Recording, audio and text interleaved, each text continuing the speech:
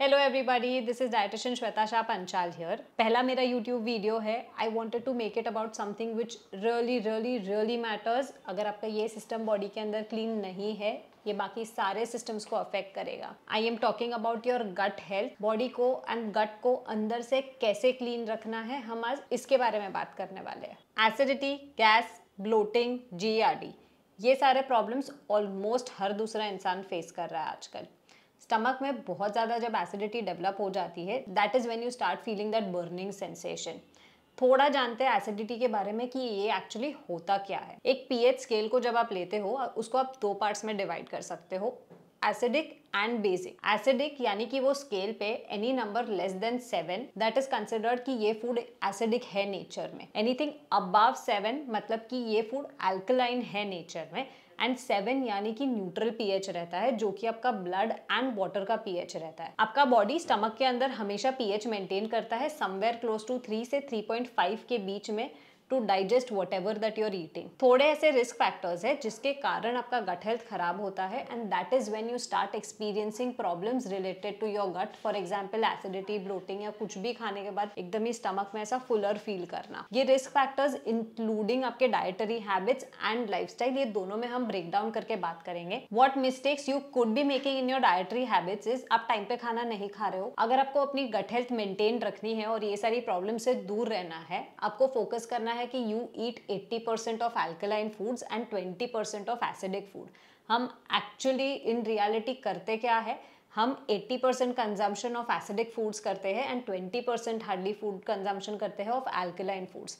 Acidic foods यानी कि T, coffee, या फिर आपके कोई भी कैफीन रिलेटेड प्रोडक्ट्स, चॉकलेट्स हो गया, sugar, any kind of desserts that you are eating, definitely मैदा या फिर जंक फूड, प्रोसेस्ड फूड आप जो खाते हो। एसिडिक फूड्स में आपके नट्स भी आते हैं, एक्सेप्ट फॉर आलमंड्स। अगर आप आलमंड सोक करके ले रहे हो, then they are not acidic in nature. आपका सारा non vegetarian food items, foods with a lot of proteins in them, all of these foods are very much acidic in nature. इसके अलावा थोड़े लाइफस्टाइल फैक्टर्स, फॉर एग्जाम्पल आप बहुत ज्यादा stress में रहते हो हमेशा, या फिर हमेशा आप स्ट्रेस पे खाना खाते हो, या फिर लैपटॉप पे काम करते हुए अगर आप खाना खा रहे हो, आप नेचर में बिल्कुल भी टाइम स्पेंड नहीं कर रहे हो, you are not giving yourself enough time to calm and relax, आपका कोई स्लीप साइकिल मेंटेन्ड नहीं है, there is no physical activity that you are involved into, ये सारे फैक्टर्स इन कॉम्बिनेशन अल्टीमेटली आपके गट को कहीं ना कहीं अफेक्ट करते हैं। इसके लिए आप ये सारे सिम्टम्स एक्सपीरियंस करना स्टार्ट कर देते हो। हम आज बात करने वाले हैं कि आपके गट को अंदर से कैसे क्लीन रख सकते हैं एंड उसके लिए क्या डाइटरी एंड लाइफस्टाइल चेंजेस कर सकते हैं। Number 1, definitely stress management. आपका mind and gut, it is inter related with each other, they share a psychosomatic relationship. मतलब कि आप जो यहाँ पे सोचते हो, आपका स्टमक उतना ही एसिड प्रोड्यूस करता है। अगर आप ओवर थिंकिंग कर रहे हो एंड तभी ही अगर आपको एसिडिटी होता है, which is a clear indicator कि आपके ओवर थिंकिंग के वजह से आपको बहुत ज़्यादा एसिडिटी ट्रिगर हो रही है। So what you have to work on, कि अगर आप यूजुअली बहुत ज़्यादा स्ट्रेस में रहते हो, it can be stress related to anything, घर पे या फिर office related stress, you have to work on your stress management. मैं बहुत ज़्यादा स्ट्रेस मैनेजमेंट पे कवर नहीं करने वाली हूँ आज, वो टॉपिक प्रॉब्लली हम कोई और दूसरे दिन पे कवर करेंगे। कमिंग टू डाइटरी मैनेजमेंट, मैंने पहले जैसे बताया कि आपको 80% अपना डाइट मेंटेन्ड रखना है of alkaline foods and 20% of acidic foods.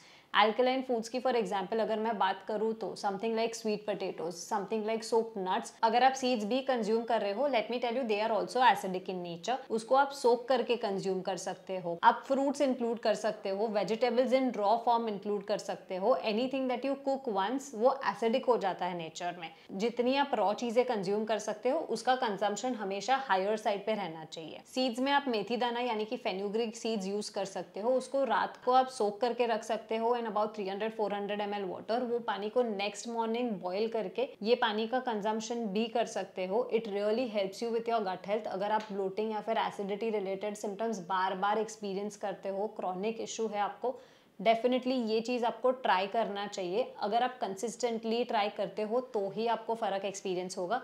Otherwise आप बोलोगे कि एक दिन पे किया, दूसरे 2 दिन पे नहीं किया, you won't be able to see any kind of difference with it. One more thing that you can use is kesar. I know kesar बहुत ज़्यादा एक्सपेंसिव है, बट आपको सिर्फ एट अ टाइम इसकी 1 या 2 स्ट्रैंड्स यूज़ करना है। आपको उसको सोक करके रखना है रात को पानी में। नेक्स्ट मॉर्निंग वो सेम वाटर आपको बॉईल करना है एंड वो वाटर का कंजम्पशन करना है। केसर आपके स्टमक की लाइनिंग को स्ट्रॉन्ग रखने में हेल्प करता है। एंड अगर आपको ऑलरेडी क्रॉनिक एसिडिटी का इशू रहा है पास्ट में, जिसके वजह से आपके स्टमक के लाइनिंग का इरोजन हुआ है, in that case Kesar also helps you with healing of that stomach lining. Next is copper के वेसल से आपको पानी पीना चाहिए, वो एसिडिटी रिलीव करने में हेल्प करता है। पहले के जमाने में एंड इवन आपने अपने एंसेस्टर्स दादा दादी को देखा होगा कि रात को वो पानी कॉपर वेसल में रखते थे एंड नेक्स्ट मॉर्निंग ये पानी का कंजम्पशन करते थे। These days I don't particularly prefer using copper, क्योंकि लोग क्या करते हैं कि कॉपर की वाटर बॉटल लेके आते हैं। इसमें प्रॉब्लम ये होता है that it is very difficult to clean these water bottles. तो अगर आप देखोगे तो थोड़े टाइम बाद पूरे कॉपर के बॉटल में एक ग्रीन कलर का लेयर फॉर्म हो जाता है, विच मीन्स कि आपका copper is already oxidised. That is one thing.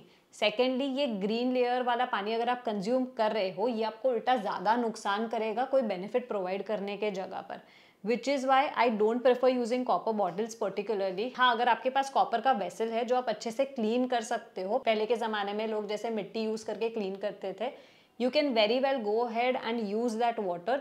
वो डेफिनेटली आपको in the positive way help करेगा for your gut health. But अगर आप कॉपर बॉटल यूज करने वाले हो, I would rather not prefer you using it. Gut health से related और एक मिथ है कि अगर आपको बहुत ज़्यादा एसिडिटी हो रही है तो लेमन तो डेफिनेटली कंज्यूम नहीं करना है। बाहर lemon is acidic in nature, but जब आप उसका कंजम्पशन करते हो, आपके पेट के जब एसिड के साथ वो मिक्स होता है HCl के साथ, it is converted into a alkaline nature. तो अगर आपको एसिडिटी, गैस या ब्लोटिंग, ये कोई भी रिलेटेड इश्यूज है, आपको लेमन यूज करना ही चाहिए। It is an excellent food जो कि अल्कलाइन है नेचर में एंड आपके बॉडी के pH को मेंटेन करने के लिए बहुत ही हेल्प करता है। All of this was related to diet. हमेशा याद रखिए कि डाइट में आपको सिर्फ एक चीज़ पे ध्यान रखना है, 80% alkaline foods and 20% acidic foods. अगर आप ये बेसिक प्रिंसिपल बी फॉलो कर रहे हो तो आपको गट हेल्थ रिलेटेड इश्यूज आप जो फेस कर रहे हो वो काफ़ी कम हो जाएंगे एंड आपको फ्यूचर में भी गट हेल्थ रिलेटेड इश्यूज नहीं आएंगे। Which brings me to our next point. अगर आप 2 मील्स के बीच में गैप बहुत ज़्यादा लंबा रख रहे हो, फॉर एग्जाम्पल आपने सुबह का ब्रेकफास्ट खाया, दोपहर में लंच खाया एंड डायरेक्टली रात को फिर डिनर खाया, इन केसेस लाइक दीज कई लोगों को बहुत प्रॉब्लम होता है बिकॉज आपका स्टमक तो हर 2-3 घंटे में एसिड प्रोड्यूस कर रहा है। अगर आपके पेट को ये टाइम खाना नहीं मिला, विच मीन्स कि वो जो एक्स्ट्रा एसिड है वो स्टमक के लाइनिंग को ही इरोड करना स्टार्ट कर देगा एंड आप ज़्यादा इंक्रीज रिस्क पे रहोगे ऑफ डेवलपिंग अल्सर्स। अगर आपको already chronic acidity related issue है, याद रखिए आपको ये ध्यान में रखना है दैट आप 2-3 घंटे में कुछ ना कुछ स्नैकिंग आइटम ले लो। अगर आपको already chronic acidity related issue है एंड साथ में आपको इंटरमिटेंट फास्टिंग फॉलो करना है, आपको सबसे पहले अपने माइंड को ट्रेन करना पड़ेगा that so and so is your meal timings and mind को आपको साथ में काम रखना पड़ेगा। जितना आप ज़्यादा स्ट्रेस में रहोगे, जितना आप ज़्यादा वर्कड अप रहोगे, बहुत ओवर थिंकिंग करोगे, उतना ही ज़्यादा आपके बॉडी के अंदर स्टमक एसिड फॉर्म होगा एंड उतना ही साथ में आपको नुकसान करेगा। तो अगर आपको पहले इंटरमिटेंट फास्टिंग फॉलो करना है, अपने माइंड पे काम कीजिए and then go on to following something like that. कई लोगों को आदत रहती है कि खाना बहुत ही ज़्यादा फास्ट खाते हैं, एकदम हड़बड़ी में, हमेशा 2 मिनट के अंदर ऐसा 2 रोटी प्लेट से गायब रहती है। अगर आप अपने खाने को ठीक तरीके से च्यून नहीं कर रहे हो और ये खाना जाता है जब आपके स्टमक के अंदर, बेचारा आपका स्टमक स्ट्रगल करता है धीरे धीरे धीरे ये फूड को ब्रेक डाउन करने के लिए।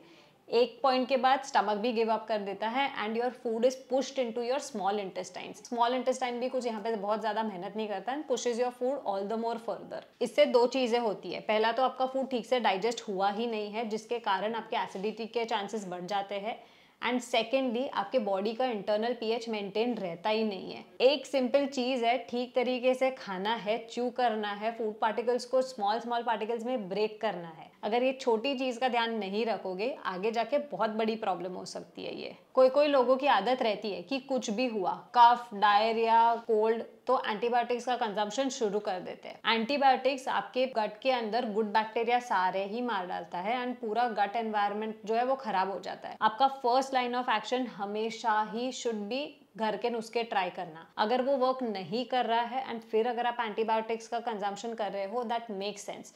बट अगर आप एंटीबायोटिक्स का कंजम्पशन कर भी रहे हो, आपको 2 चीज़ों का ध्यान रखना है।